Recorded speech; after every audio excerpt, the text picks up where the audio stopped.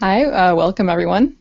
So the personality, the genius, and the role in fundamentally altering the course of human history of Gottfried Leibniz has played a crucial role in the thinking of Lyndon LaRouche, going back to his youth growing up in New England, but he's placed a renewed and very strong emphasis on it in the recent period.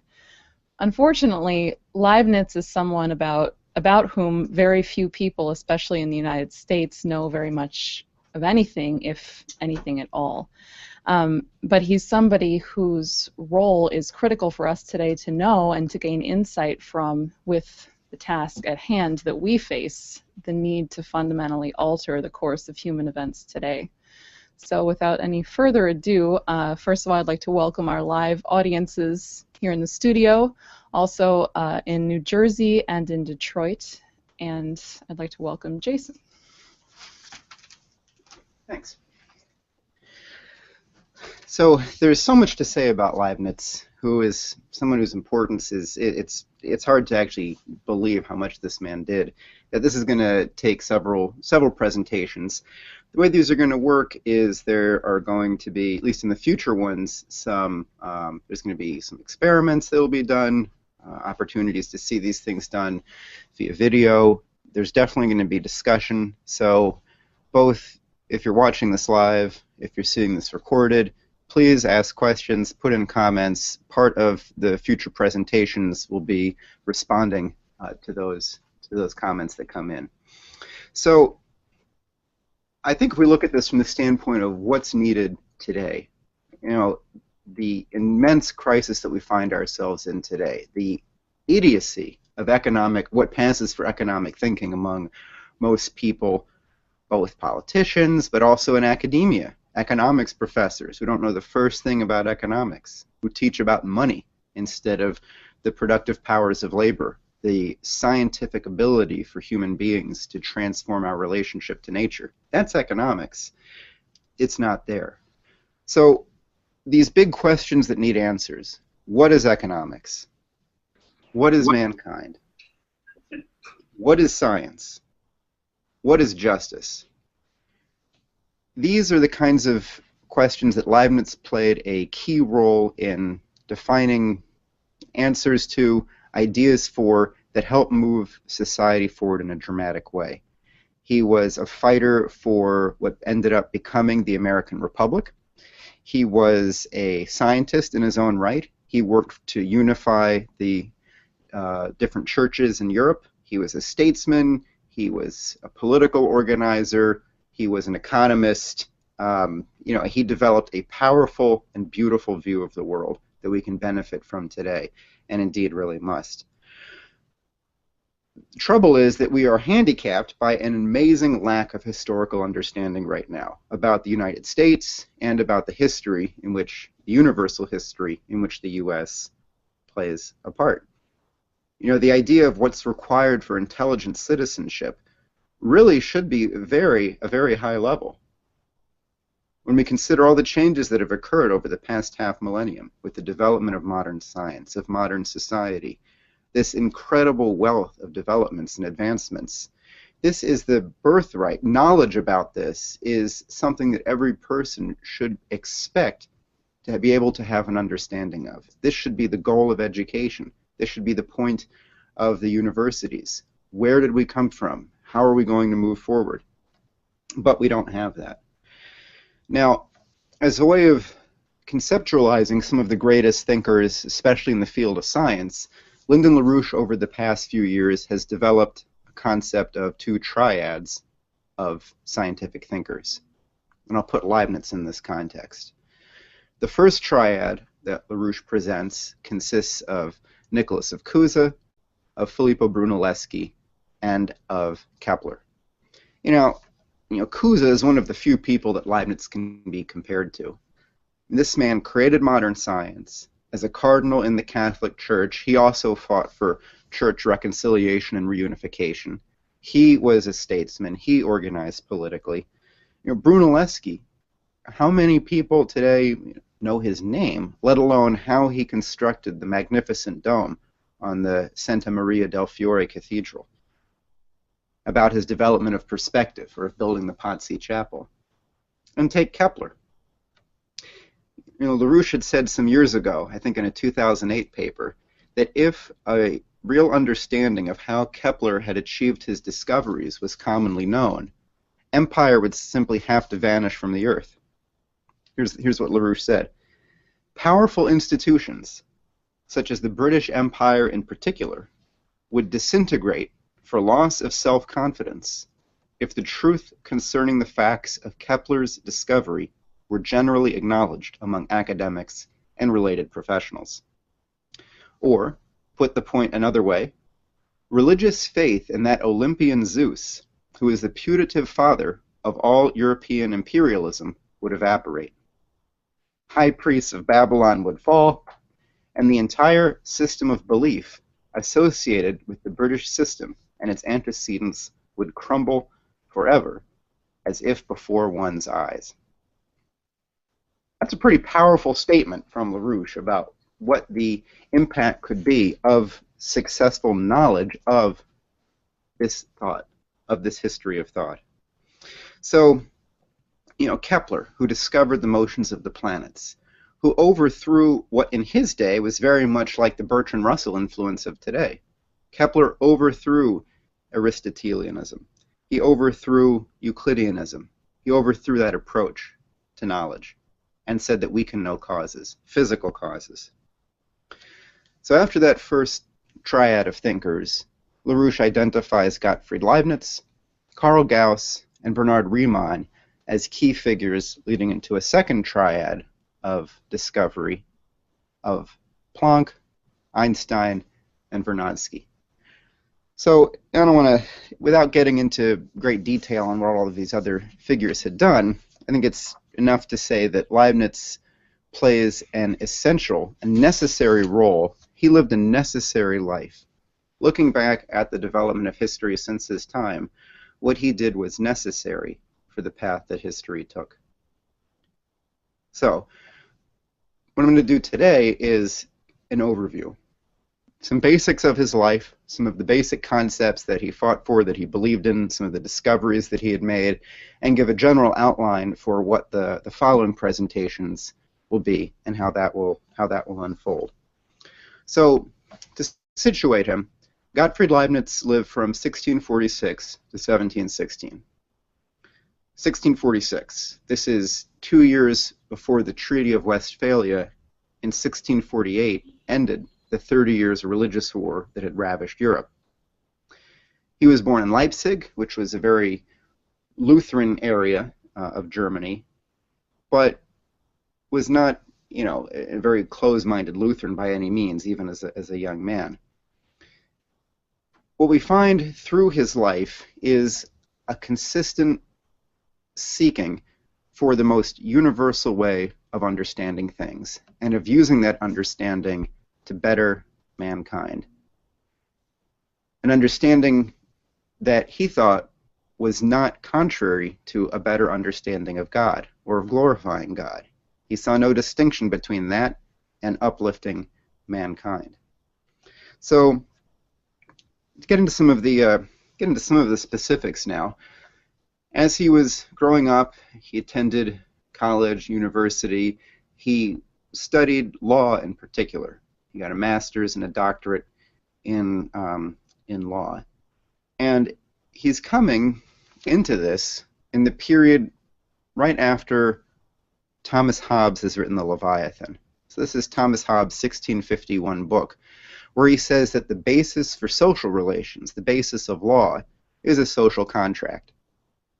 Hobbes' view of mankind was that fundamentally we're all at war with each other, and that in order to preserve some sense of peace, to defend yourself from other people taking your goods or whatever, the way we're going to solve that is by agreeing to form a society so that we will act less beastly towards others, simply so that no one acts in a beastly way towards us. In this system, Hobbes' view, the Leviathan, the supreme ruler, the absolute ruler, the head of government, had no sense of justice that would apply to him. That is, in his view, whoever has the most power is free from responsibility, except trying to maintain that power. But that justice itself was really an empty concept, that ruler could do anything. We're going to see that theme attacked and successfully opposed by Leibniz through the course of his life. Keep that in mind, though. We'll see it right up till the end of his life. Because Leibniz, even as a young man, counterposed the way that Socrates took on Thrasymachus. So in Plato's Republic, Socrates discussing justice is interrupted by Thrasymachus, who says that justice is the right of the stronger. Leibniz says, well, if this were so, the same act could be just or unjust depending on who is judging it, which is absurd. But also that there is no sense then of goodness in justice. In fact, the word has lost all of its meaning. So in the essays that he wrote in school in becoming a lawyer, Leibniz stressed the need to approach law from the standpoint of natural law. He wasn't interested in having a desk job as a lawyer and looking at precedents and the formation of legal cases. He said the important thing that we've got to understand here is that all law ultimately must find its basis on natural law. And he said this doesn't apply only to human law, but that the same is true for God. That natural law and goodness is how God makes his decisions. Counterpose his image then of God, who he holds to be omnipotent, yet desiring to do good because it's good for his own perfection. Contrast that with that Hobbesian view of the Leviathan. So as he's working on reforming the legal codes and he's doing his work, he's always thinking about how to improve people's lives. He says that the sole end of philosophizing, which in those days didn't mean what we would think of as philosophizing. It would include the sciences and thought more generally. Leibniz said the sole aim of philosophizing is for use in life, to increase the power and happiness of mankind. He sought out universal concepts to understand how the thinking process works. And he said that such an understanding of thought itself would have to include both what he calls in Latin the ars judicandi and inveniendi. We have to understand the art of deciding and the art of discovery. That no attempt to understand the mind or thought is complete if it's only based on determining whether something's true or not. Where does creativity come in? That has to be part of your study of thought. And very importantly, he saw the human mind as an essential part of science, in that he saw the induction of, he's basically a contemporary, he's shortly after Bacon and Sarpi. These are people who said that science and knowledge comes from induction, from empiricism, that by observing the world around us, we form general concepts that comprehend a number of effects that we have seen, and in that way we come to knowledge. Leibniz always held that a concept never arises that way. The necessity of something happening the way that it doesn't come from seeing that happen many times in the past. That whatever the cause is for these things will correspond to a human idea. That our minds are able to create concepts that correspond to the effective powers that actually bring things about in the world. So he's setting himself apart. I mean, he's definitely a fighter on this from an early age. He's in the camp of Plato, as against Bacon, Sarpi. We'll later see Locke, Descartes, Hobbes, and others. So with this view that he has, that the goal of the state is to provide for happiness for people and not just security, he talks about where perfection comes from. What would make God make the decisions that God makes. Let me read this to you. This is something from his earlier days. Leibniz says, "What is the ultimate basis of divine will? It's the divine intellect. For God wills those things that he perceives to be the best, and, likewise, the most harmonious. And he selects them, so to speak, from the infinite number of all possibles. What, therefore, is the ultimate basis of the divine intellect? The harmony of things. And what is the ultimate basis of the harmony of things? Nothing. For example, no reason can be given for the fact that the ratio of 2 to 4 is that of 4 to 8. Not even divine will is the reason for this proportion. It depends on essence itself, the idea of those things.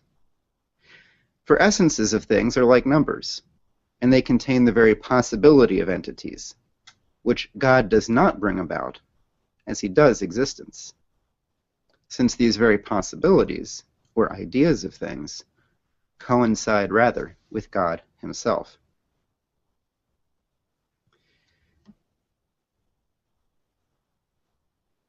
Just gonna let you think about that one.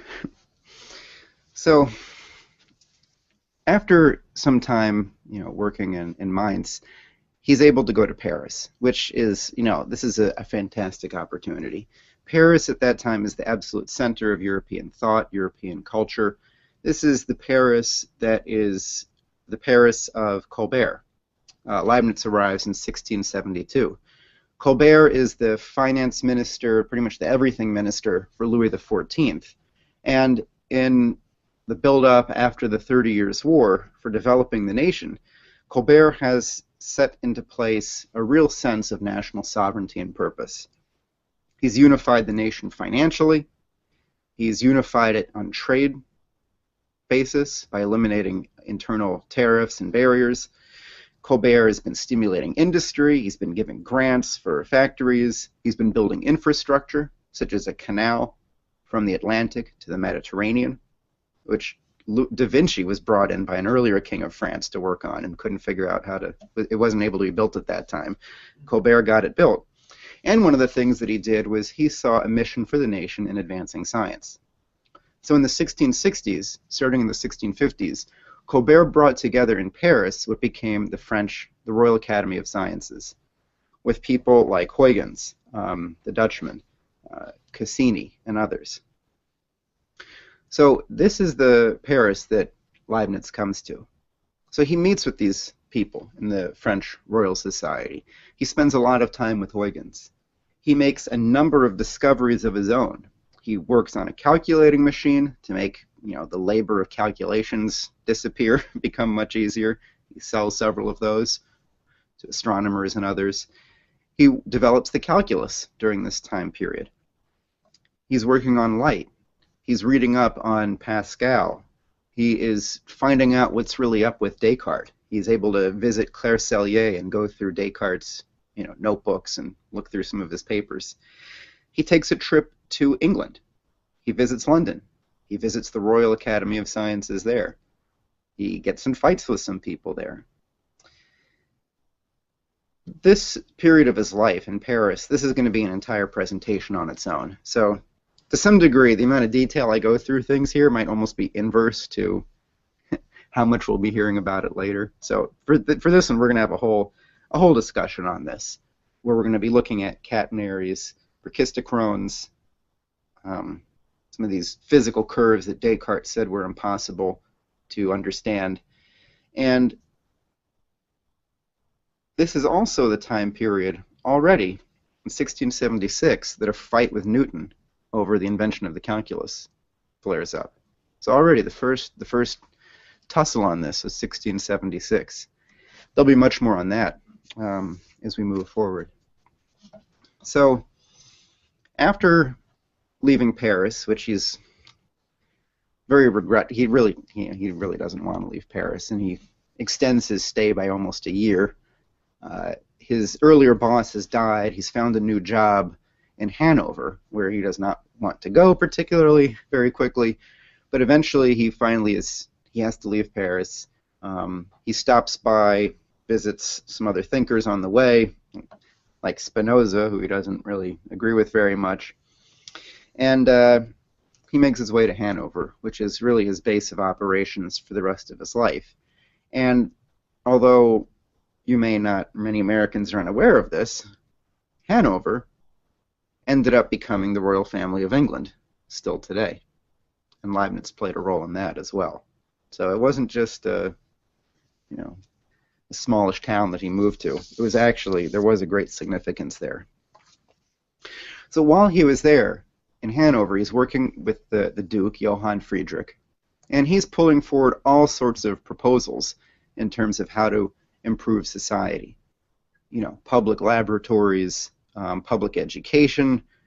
He proposes an art gallery, a museum, printing press. He wants to study the impact of diet on well-being. He says that much of health begins in the kitchen rather than the pharmacy.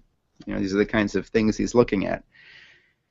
And he engages in a large industrial program to try to develop new technologies for mining, to use the power of wind and windmills to pump water out of mines so that the mining could continue even in periods of low rainfall when the water wheels wouldn't be running to run the pumps. This is partly because he wants to improve mining in general. It's also because he's seeking a way to finance his own society. He wants to, he's been in Paris, he's been in London. Leibniz is seeking to set up more societies for learning around the world. And we'll see he's able to do this in Berlin, in Vienna, in Russia even. His goal in doing this is to improve mankind, to create a society that's based on understanding the history of thought and advancing it. So when he's working on improving these minds, he's doing it with the hopes of being able to finance that kind of scientific development, that kind of real progress for mankind. He's also in touch with a huge number of people. He's trying to unify the Lutheran and the Catholic churches. He's trying to see if that can be possible, to avoid the potential for anything like the 30 Years' War breaking out again, to keep peace in Europe, to allow for development, to eliminate the threat of war in that way. He writes on the calculus while he's in Hanover, stuck there, you might say. He writes about Descartes' laws of motion. He proves that they're wrong, and he develops a concept, vis viva, that, again, vis viva is going to be, this will be a subject of another entire presentation coming up, Leibniz's understanding of physics, and throwing away the idiotic ideas of Descartes and developing a whole science of dynamics to understand the power of motion. This is something that will play a role in understanding the development of steam power, of machinery, of power transmission in general. This is the kind of thing this is what Leibniz is working on. He's working on other concepts too. In his efforts to reunify the churches, he's developing his own, not his own, but he's developing his own thoughts on theology. He's posing questions and answering them in a way that lays out a guide work for understanding creation. He writes his Discourse on Metaphysics, where he begins by asking some relatively simple but very profound questions about theology. He says that God is a being possessed of all perfections that are capable of existing as perfections to an infinite degree. So infinite power presents no contradiction, so that is an attribute of God. Infinite wisdom, infinite goodness does not include a contradiction, so this is an attribute of God. In a way that's very clearly connected with people's political outlooks. You can see through his life and in the debates and fights that he has with other thinkers, the British oligarchical view, well, which was being put in England at the time, that tyranny, that oligarchism was the way civilization ought to exist, that was something fundamental about the universe, that, take it all the way to the top. Their view of God was all-powerful. Leibniz pointing out that that was an incomplete and stupid view of the universe. You can't leave out God's goodness. So that from the top, that's his view of the world. Leibniz is famous for saying later in life that this is the best of all possible worlds. That among anything you might imagine, any way that God could have composed the universe, it couldn't be better than the one that we live in. That's a whole subject to take up in the future, too. I'm sure many people might be asking, well, if this is the best of all possible worlds, why did I run out of gas today? Why is it snowing? Why did I stub my toe? Why is Obama the president? Is that the best of all possible worlds? Obama's the president? Donald Trump is winning primaries? That's the best of all possible worlds? Well, it goes a little bit deeper than the immediate occurrences. And when this thought of Leibniz's was attacked by Voltaire in his really stupid play Candide, Voltaire presents it as, well, everything that occurs must be wonderful and couldn't have been any different. Leibniz doesn't think that. But on a higher level, the fact that stupidity has bad effects, that's a good thing.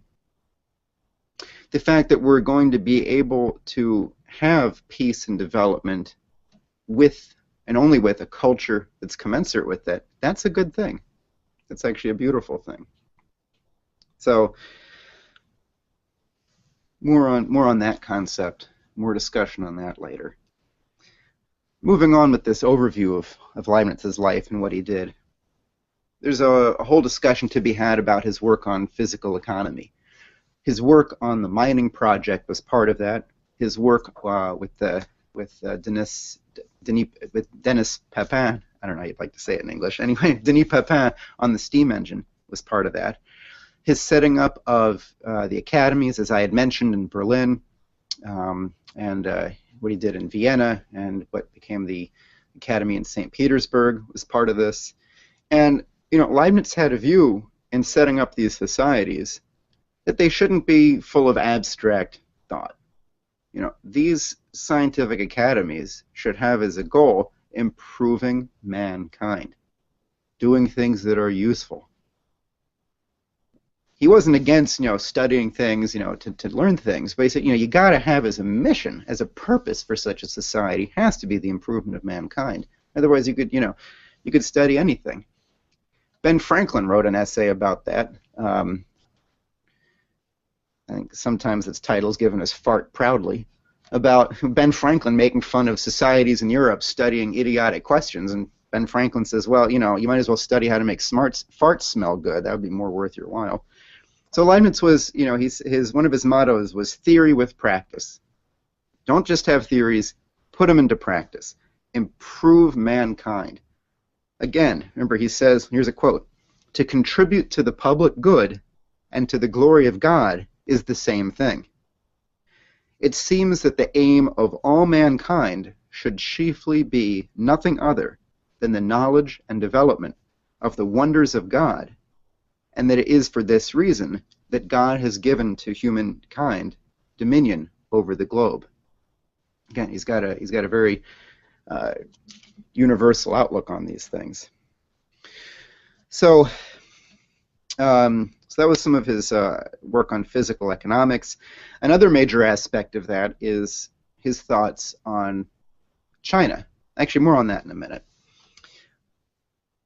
One of the concepts that comes up with this study of motion is something that we actually saw reconfirmed very recently with these gravity waves and the approach of Einstein, which is that when showing why Descartes' laws of motion were wrong, Leibniz took the opportunity to make a very general and very powerful point, that there cannot fundamentally be a difference between rest and motion. He says a body being at rest, I mean, if you tapped it with a hair, it would be in motion a little bit. So the idea of treating something at rest is fundamentally different from something in motion. It violates a law of continuity. Rest is just a kind of motion where it's, you know, as slow as it could possibly be. He also said that from this comes the relativity of space and time. In this work with on the laws of motion, in particular, the relativity of space was something that Leibniz absolutely maintained. More on that in a little bit.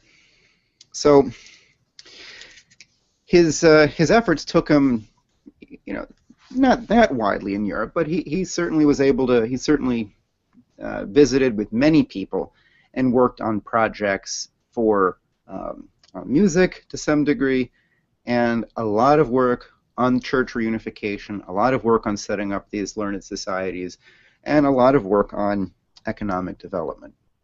As some examples, he went to Florence, he went to Rome, he was offered to be the curator of the Library of the Vatican, which was a very high position, which he turned down. And he said, it's not that he was against, remember he was a Lutheran, you're not going to be the curator of the Vatican Library unless you're a Catholic. And he said that he couldn't possibly convert. Not because he thought Lutheranism was better than Catholicism, but because converting would send the message that one was actually better than the other, which would eliminate, how could he possibly work for reuniting the two churches if you accept that there is a fundamental distinction and that one is more right than the other? So he said, if I was born a Catholic, I wouldn't change, but I'm not going to convert. We have to create a reunification of the churches. We can't allow this schism. So he turned down that job. He met with Francesco Redi. People may be familiar with Redi's principle, that life only comes from life. So somebody that Leibniz met and corresponded with. So another very powerful concept that Leibniz has, and I know it's very difficult to talk about Leibniz without mixing to some degree, his biography with his concepts, just because he worked on everything all at once, which makes him he's just such a universal figure. But to take up another concept of his, and this is in a similar vein to, the power of the Creator and the goodness of creation, Leibniz took that into understanding the basic things in the physical world as well. He insulted people he showed the error of people who would say, well, because God made it happen that way, instead of actually trying to understand how something worked. He said, no, he said, if you study things enough, you will be able to find some, the causes that make things occur from moment to moment. But that doesn't invalidate the concept of purpose. So the terms for these two types of cause are efficient cause, meaning moment to moment, and final cause, purpose, objective, outcome, direction. And this is something that in that work I'd mentioned earlier, the Discourse on Metaphysics, he has a very beautiful treatment of this. I'll read here's another quote from him on the subject. Leibniz says, in corporeal nature itself, the physical world, in corporeal nature itself, there are, so to speak, two domains, which penetrate one another without confusing themselves or hindering one another. The reign of power, according to which everything can be explained mechanically by efficient causes, and also the reign of wisdom, according to which everything can be explained, so to speak, architectonically by final causes. He didn't see a contrast between these. One way you might put it is you might say that, laws of physics explain the way things operate from moment to moment. At the same time, why are those the laws and rather than others? In other words, there's a different kind of why to answer why does this principle exist. That's a different why than saying, why did that ball move that way when another ball hit it? Right? There's a cause for both of those, but it's a different kind of cause, different kind of why. And both were valid to consider in Leibniz's view. So, so this is through the, just in terms of where we are on the time scale here. 1690s, his calculus is being widely taught. The first really major textbook on the calculus was written by L'Hopital, based on lectures that Bernoulli had given on the calculus, and this included some of these prize questions or challenge questions that had been raised to test out people's ability to use these techniques. One of them was to determine what the shape of a hanging chain is. The shape of a hanging chain is called a catenary, but what is that shape? It looks like a parabola. Is it really? That was one of the challenges Leibniz solved. Another one would be, what's the shape of a track down which a ball would be able to roll to get from one point to another in the quickest time? Another challenge that Leibniz was able to use his understanding of the calculus to solve. So just reflect on what an amazing person this is. Right? So he's officially being called by the Emperor of the Holy Roman Empire to work on church reunification. He's developed legitimate and very powerful breakthroughs in science that are now the basis for the most popular, widely used textbook on calculus, which he discovered. He's a serious theologian who later in his life will write an essay, The Theodicy, his understanding of God and man, that he's hoping to use as a basis for these different churches to be able to come together. He's developing a new theology that he believes, on the basis of reason, will be able to be sensible enough to pull people together. What an amazing person. Right? So now it's time for one of his really major coups, which is actually leading right into it. See, I'd mentioned that Hanover might not seem like a very important place, but there was a question about the succession of the throne in England. This is coming after the Glorious Revolution, and anyway, so there's a question about the succession to the throne of England, and Leibniz is able to work for the passing of the Act of Settlement, which would send the who's going to be the King or Queen of England from England to the House of Hanover. So his patron is now in line, Sophie, to become the Queen of England. This is a big deal, right? This means that Leibniz is set up to potentially be a very top personality inside the government in England. And this is in a very important time period. Let me just say a little bit about this. So, also in this same time period, 1700, he sets up the Berlin Academy of Sciences. In 1700, he's elected to the French Academy of Sciences. They had wanted to bring him in back when he was visiting Paris, but they said there were too many foreigners already, so they couldn't give him a job. In 1701, the Act of Settlement is passed. At this point, Anne is Queen of England. One of the lesser-known monarchs. And this is a time period of really tremendous development and improvement in the colonies, in the New World. So this is a time when the moves to bring in more industrialization, ironworking, for example, moves to break through the Blue Ridge Mountains and really open up the western part of the U.S., in particular through the Grant of Virginia, which the borders of Virginia went incredibly far west, out into Ohio, and it went out there.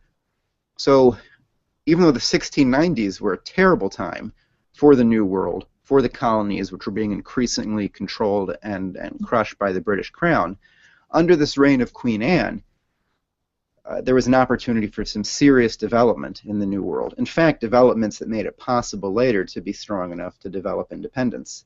So in this context, here's Leibniz, who's now a chief advisor to the woman who could be the next Queen of England. What is that going to mean for the New World? What is that going to mean for the colonies? What is that going to mean about a total shift in world government?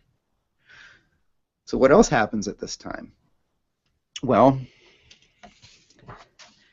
there's a major attack again on the calculus.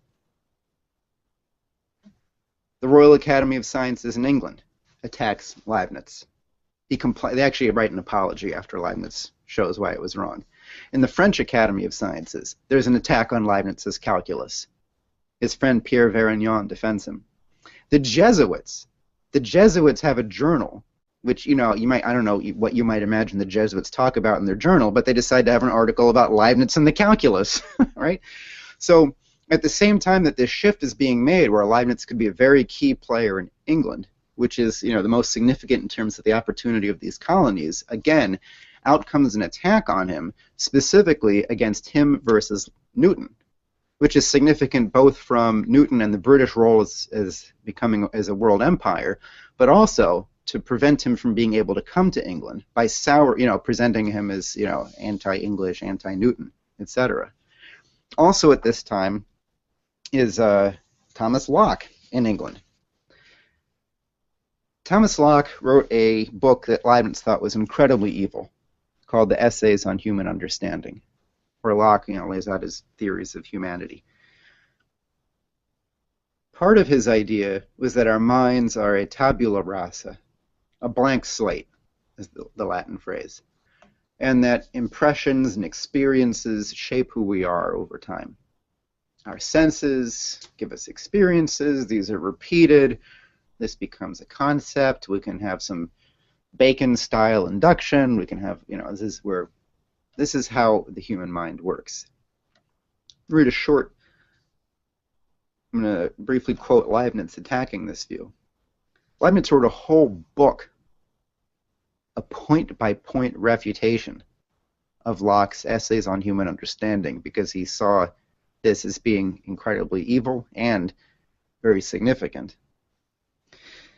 Leibniz says, I am in favor of innate lights, against his tabula rasa.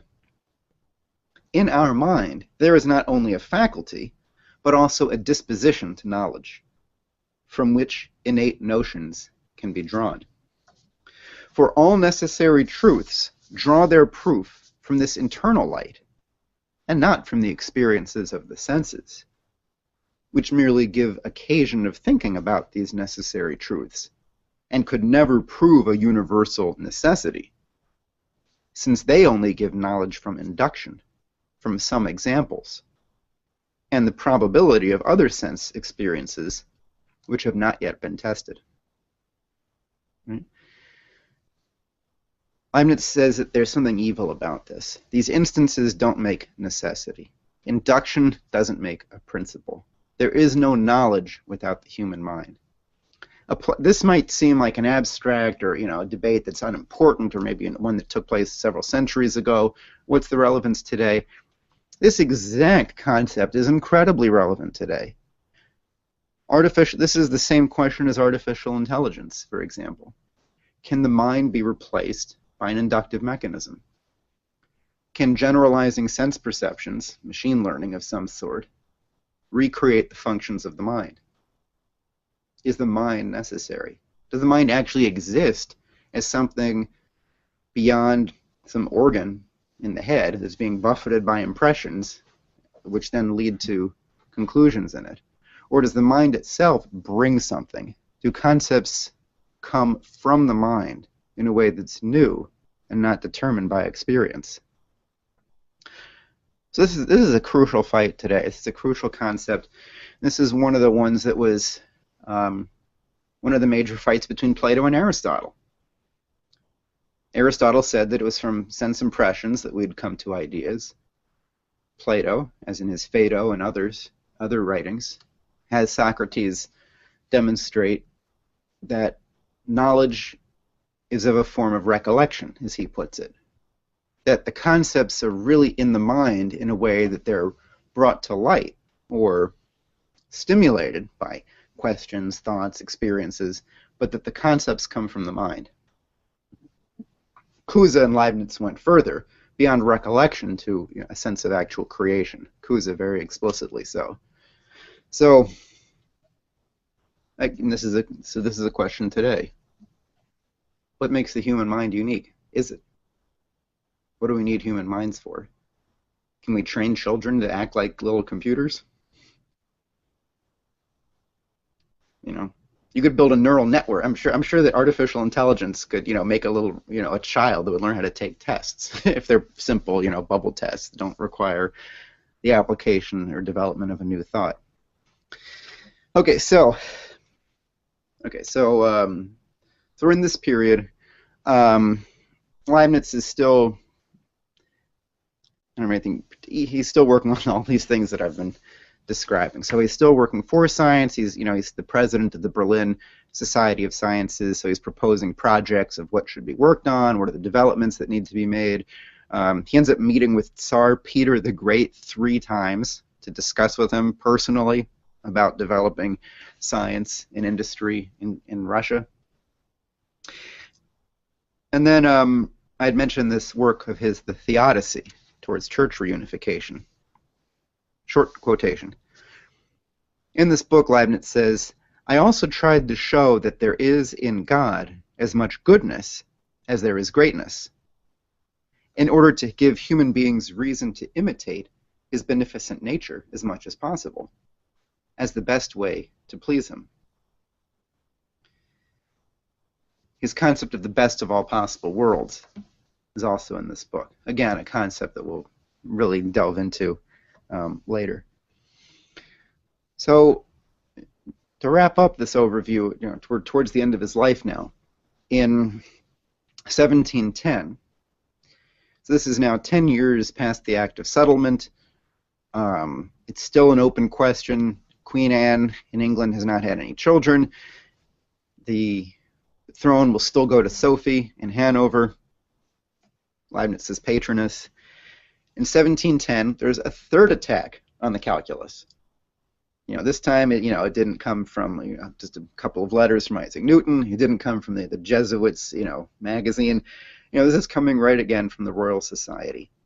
And this is the one where Isaac Newton himself becomes chairman of the committee to review whether Newton had his calculus stolen by Leibniz. Newton himself writes the decision that Leibniz was a terrible thief and stole Newton's wonderful ideas, and sends out this report, saying Leibniz is a liar and a plagiarist. Leibniz didn't even know that this investigation was occurring. He hears about it from his friend Bernoulli, who says, "Hey, did you know that they issued a report saying that you're a plagiarist?" Leibniz says, "No, I wasn't even," he never even got a chance to respond to any of this. So this isn't an academic dispute of, someone's worried about someone else getting tenure or getting, being left off the author list on a paper or some academic squabble, right? This is a political fight.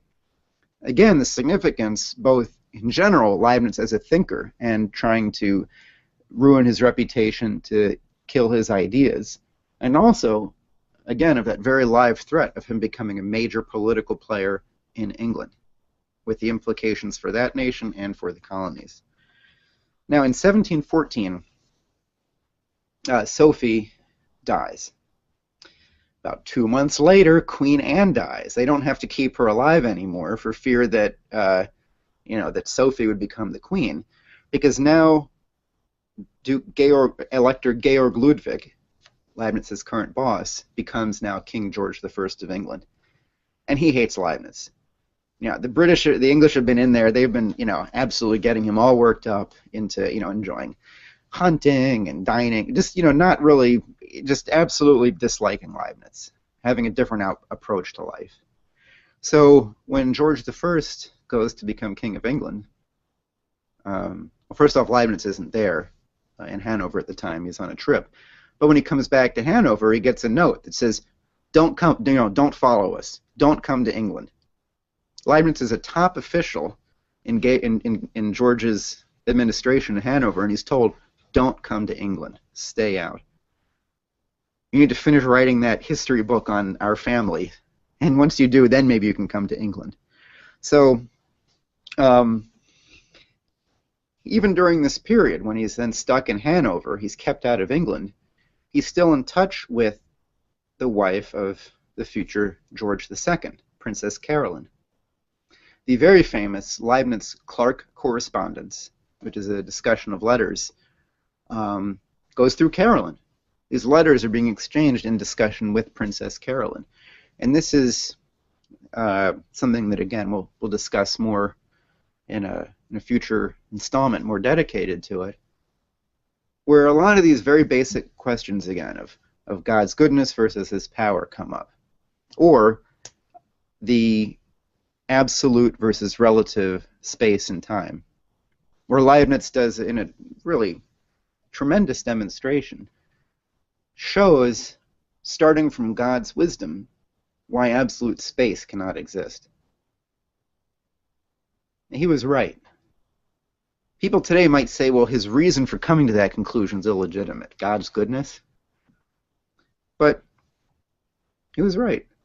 Leibniz said if space existed before God, and God put creation somewhere, if he put everything, a little bit to the side, nobody would know. If you and the earth and the sun were all shifted 5 feet in the same direction, you could never know anything about it. And since that would mean God had to put the universe somewhere for no good reason, that's impossible. That space in which God created the universe couldn't have pre-existed. That's Leibniz's conclusion. In contrast, Clarke, who's a total Newtonian, says, no, that actually shows God's great power. Because there was no reason to decide where to put all of creation, that shows you that, see, it is good to be the king. You can do things just because you feel like it. What would be the point of being a ruler if you couldn't be a tyrant? I mean, that's implicitly the outlook that these guys have. And then it shows up in a discussion of space and of God. But it's also, it's right there in their view of human relations. So, Leibniz maintains this impact, potential influence over the court in England. And in the year that Leibniz passes away, 1716, this is the same year that Governor Spotswood leads a group through the Blue Ridge Mountains of Virginia to the Shenandoah River and across it, where he finally breaks through this boundary that had been maintained by England to keep the colonies coastal, to prevent inland development, to prevent the real industrialization of the continent, and then the potential independence of those colonies. This is that same year, and I don't think Spotswood could have done that if it weren't for the guarantee on Queen Anne's life by the fact that if they tried to kill her, Sophie would become queen. Right? She had an insurance policy. So let me read you, so here's one of Leibniz's mottos to finish up with. In discussing some of his endeavors, Leibniz said, all these things are connected, and they have to be directed to the same aim, which is the glory of God and the advancement of the public good by means of useful works and beautiful discoveries. And that was the mission of his life. It wasn't abstract. He got his hands dirty in the actual politics of the day. He wasn't sitting in an ivory tower by any means. He was in it. He was in the middle of European and New World and even Chinese politics during his life. And he was in a position of genius to have a very, very powerful sense of where that ought to go. So we're going to, let me give an idea of what some of the future presentations and workshops will be on. A whole discussion about his time in Paris. He did so much there that that's a whole discussion in itself. His work on physical economy and scientific institutions. That's a whole topic in itself. Leibniz in the New World. That's a whole topic in itself. Benjamin Franklin's trip to Germany to meet with the leading followers, maintainers of Leibniz's legacy, and the origin of the pursuit of happiness as a specifically Leibnizian idea. That's a whole topic to take up. And then I think pulling together some of his philosophical and conceptual outlook, that deserves its own discussion as well. The best of all possible worlds, sufficient reason, least action, the monads, and then continuing his tradition. In the person, I would say, I had said earlier, the only person who could really compare Leibniz to historically is Cousin, and the only person today is Lyndon LaRouche, in terms of a person with such a broad conspectus of all sorts of important fields of human endeavor who are in it, making it happen. So Leibniz is a tremendous role model for us today, and who had a very specific influence in the creation of our nation and in the progress of science, making the world that we live in today, certainly the good aspects of it, possible. So that's what's coming up, and I'd like to see if there are any questions or thoughts here or via the internet. And if you're watching this recorded, again, type in your comments for later. Responding to earlier comments will be a part of the future presentations as well. So I know many people are not on live, will be watching it later. Please add your comments as well.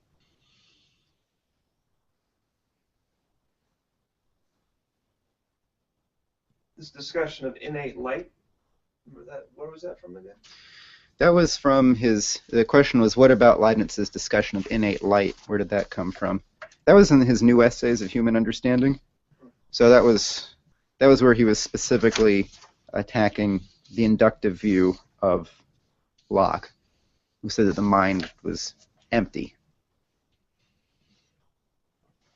So, which again, exactly the same kind of, maybe not exactly, very much the same fight as between Aristotle and Plato, as you see in the Phaedo, versus those, the view of Aristotle on where ideas come from.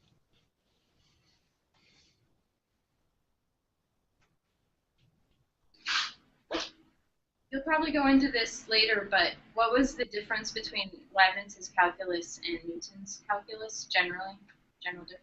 The question was, what's the difference in general between Leibniz's calculus and Newton's calculus? Well, I think we will have to get into that later because I don't really know how to answer you. The only thing I could say is that Leibniz's notation was certainly the one that everybody used. Nobody used. People talk about differentials and integrals today. They don't talk about fluxions and fluents, which was Newton's terminology, and no one talks about that. And Newton's terminology it's sometimes used in physics with dots, but in general, it isn't. I think, and we'll get back to this. That's a really good question. The only other thing I can think of saying about it is their views on what they had done. I think Newton, saw to the extent that he did it, that he was solving a math problem, and I can't imagine that Leibniz could have failed to think about it in terms of the development of language. In other words, here's a new concept, this infinitesimal, which he had to defend, right? The infinitesimal is a very peculiar thing. It's smaller than any, finite thing that you can imagine, but it's not nothing. It participates both in being and in not being. It's like an amphibian. Is it on the land? Is it in the water? It lives in both ways. And it represents a different kind of existence.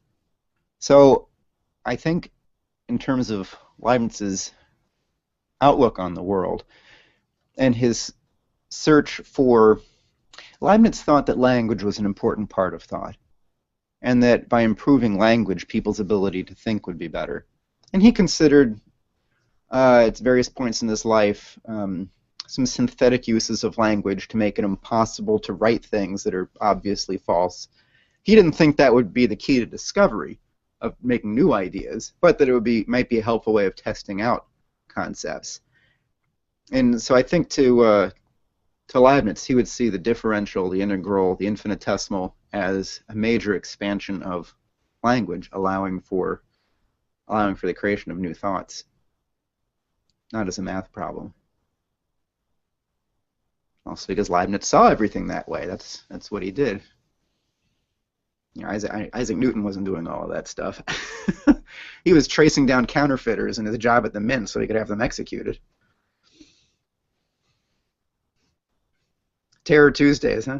I think they meant drones back. Yeah. If Newton had drones, he would have used them.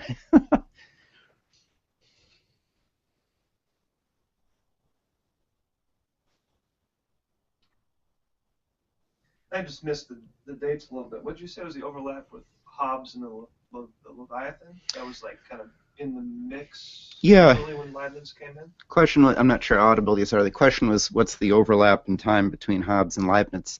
The Leviathan was written in 1651, and he also wrote a book on I forget, actually I'm forgetting its name now. Another very prominent one on the same theme, which was published in 1647 and then 1651. So basically, when Leibniz is a child, these things are coming out from Hobbes. And then Hobbes died when Leibniz was relatively young. Leibniz tried to start up a conversation with Hobbes. Hobbes just never wrote him back. Some of Hobbes' thoughts on motion Leibniz thought were interesting. In fact, when you read the Specimen Dynamicum, his use of the word conatus, that's a word from Hobbes. Although he used it in a way Hobbes didn't. So. And then Bacon was also... Bacon was a little bit earlier. Bacon and Sarpi were roughly contemporaries, and they were, I think, maybe a decade or two before that. So, basically right before Leibniz.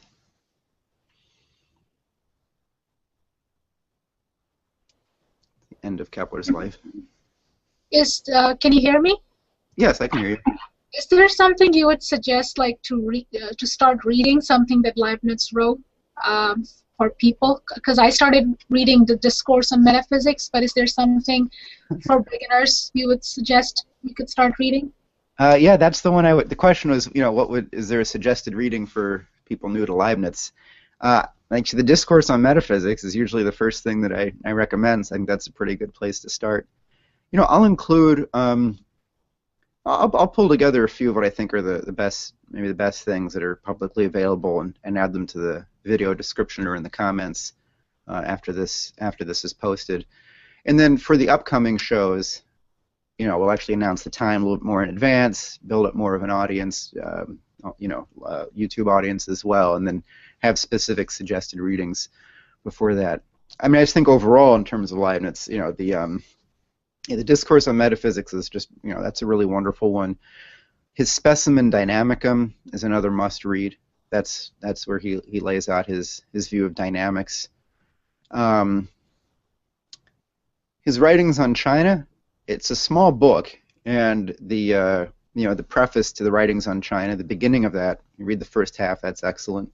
And then there's one thing I recently read that I thought was just really fantastic, is in the Leibniz political writings book. He's got a couple. Also, I'll just post some quotes from these articles. He's got one on meditation on the common concept of justice, which I thought was just absolutely beautiful. He goes after Thrasymachus and Hobbes, and he says, one quote from that. He says, "I grant readily that there is a great difference between the way in which men are just and the way in which God is just. But the difference is only one of degree." It's not really, like, for example, that's something that Descartes absolutely disagreed with. Descartes said the reason that the angles in a triangle are 180 degrees is because God made them that way. And Leibniz says, if you look at every square number, 1, 4, 9, 16, 25, the differences between the square numbers are 3, 5, 7, 9, the odd numbers. He says, would it be different if God looked at the square numbers? No, that's something about numbers. So it's interesting that Leibniz doesn't see that as in any way weakening God's omnipotence, even though he recognizes that there are truths that don't come from God's will, but come from the nature of things. So I think that's a pretty fascinating concept. But Discourse on Metaphysics, Specimen Dynamicum, I'd say those are the top two. The new essays it's good, but it's really, really long. Oh, and then the Leibniz-Clark correspondence. That would be the third one. Top three, I think.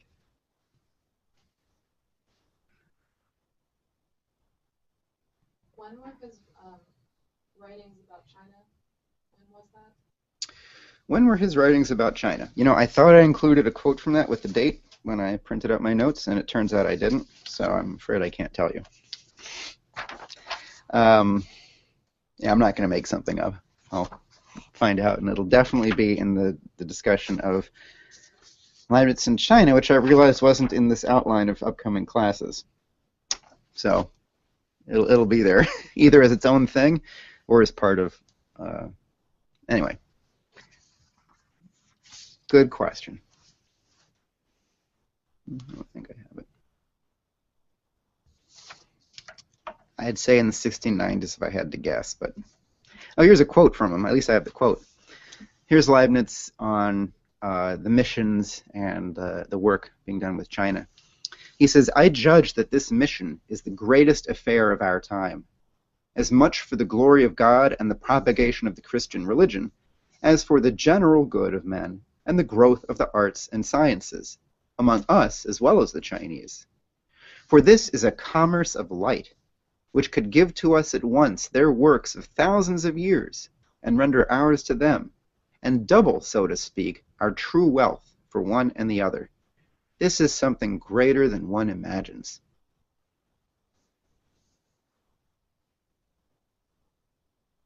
Imagine if England had that outlook instead of the Opium War. Wars.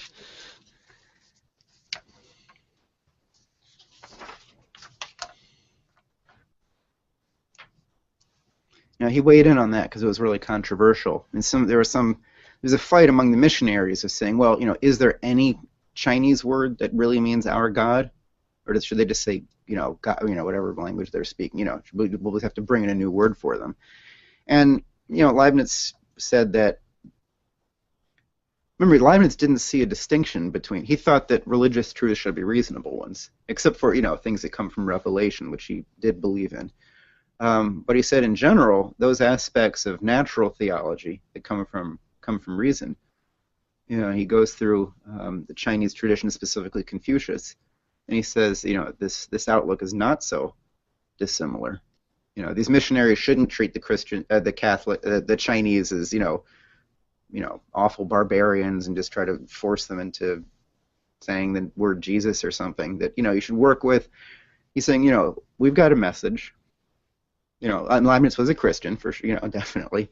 But he said, let's work with our common understanding about God and about the nature of things. Let's work at it from that basis.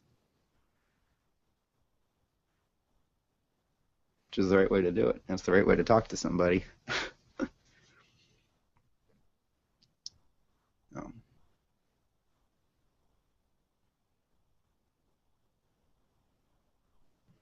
Anything else?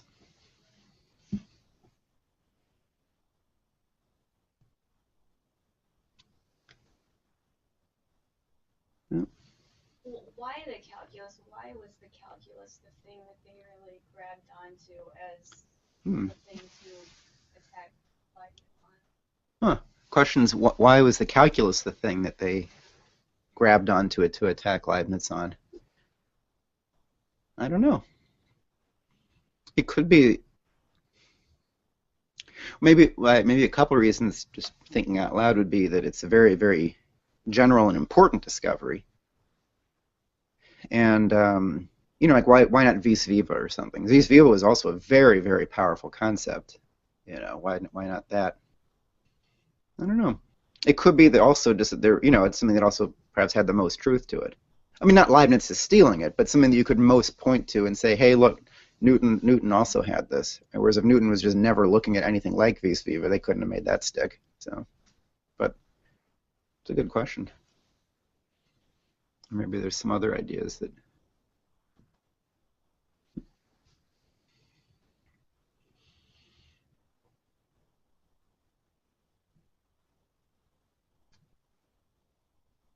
Okay. Anything else?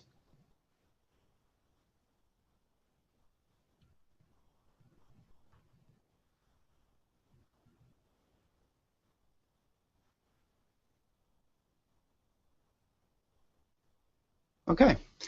Well, in that case, we'll go ahead and there will be, just if you're viewing this on YouTube and it's not Monday, the 15th of February, you'll find some recommended readings in the video description and comments. So have a look at those, and there will be some advance notice about the next presentation, most likely with some proposed reading or video watching in advance of that to come in prepared for it.